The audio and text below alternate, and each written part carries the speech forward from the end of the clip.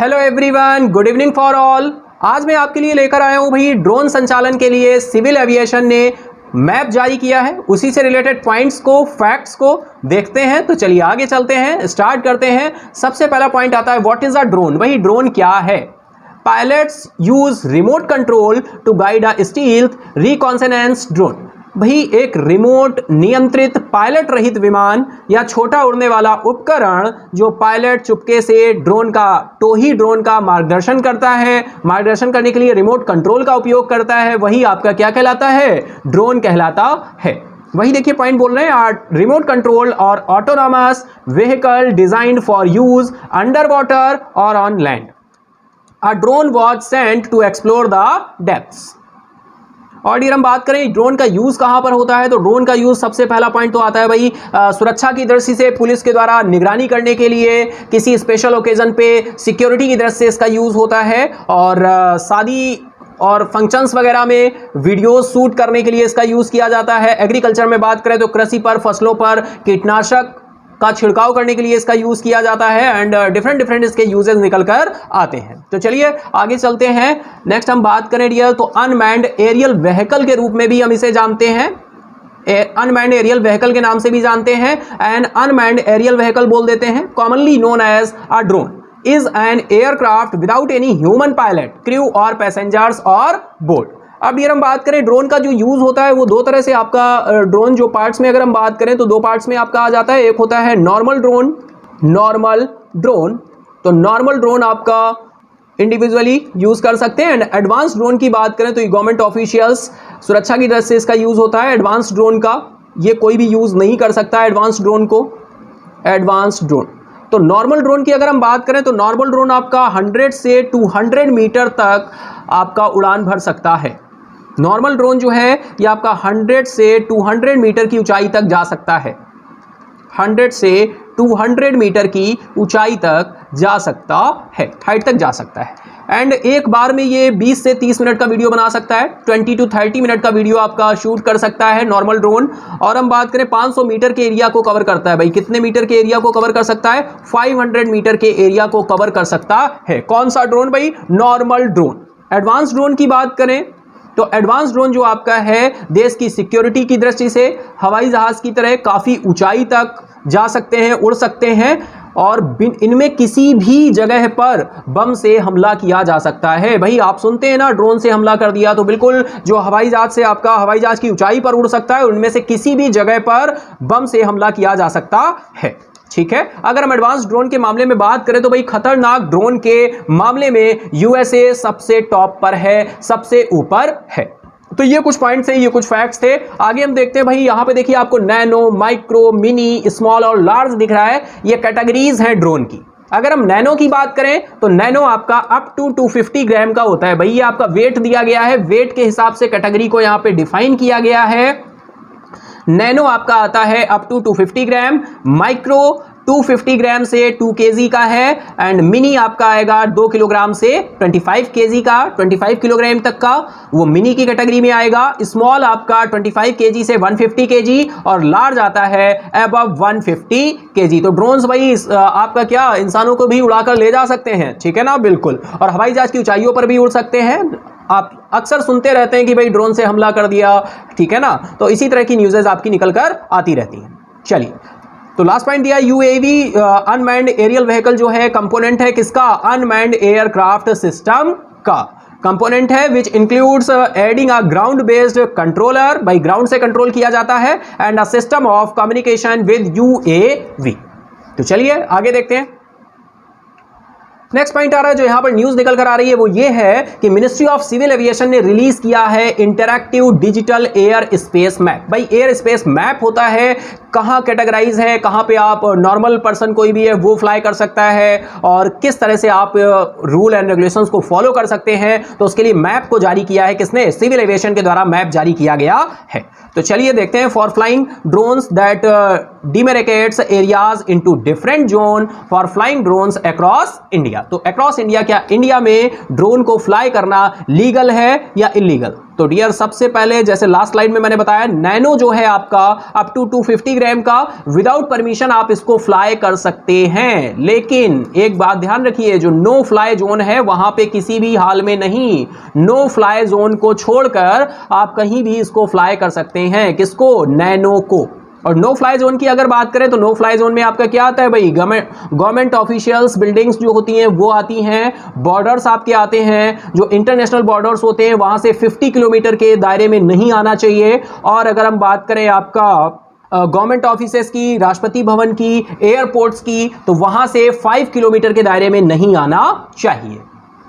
चलिए आगे देखते हैं। तो सेम नेक्स्ट पॉइंट आ रहा है the colour coded and interactive map. भाई कलर कोडेड इंटरैक्टिव मैप रहता है, will underline where drones can fly freely and where the drones operates have to fulfil certain formalities. कुछ सर्टेन फॉर्मेलिटीज रहती हैं वो फुलफिल करनी होती हैं। तो गवर्नमेंट ने यहीं पर सिविल एविएशन के द्वारा, नागरिक उड्डयन मंत्रालय के द्वारा क्या पॉइंट्स यहां पे मेंशन किए गए हैं तो उनको देखते हैं।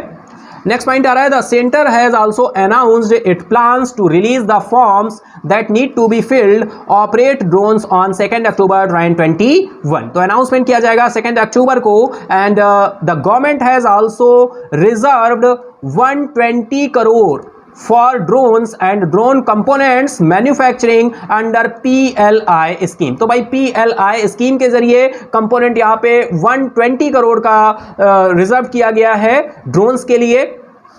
चलिए नेक्स्ट देखते हैं। नेक्स्ट आपका फैक्ट्स आ रहे हैं, फैक्ट्स अबाउट ड्रोन। डियर बात करें यूनाइटेड स्टेट्स और इजराइल की, तो दोनों ही आपका मोस्ट इंपॉर्टेंट मैन्युफैक्चरर हैं, यूएसए भी और इजराइल भी। तो देखिए फर्स्ट पॉइंट आ रहा है the United States and Israel are the 2 most important manufacturers. Israel was the first country which developed military drone technology.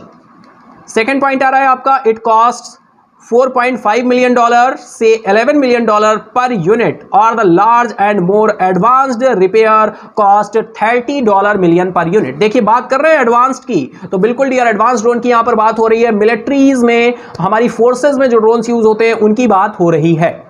Next third point आ रहा है it can also stay in the air for more than 20 consecutive hours, can reach up to altitude of 12 kilometres. तो 12 kilometres की altitude पर ये आपका fly कर सकता है कॉन्टिन्यूअस 20 आवर्स तक।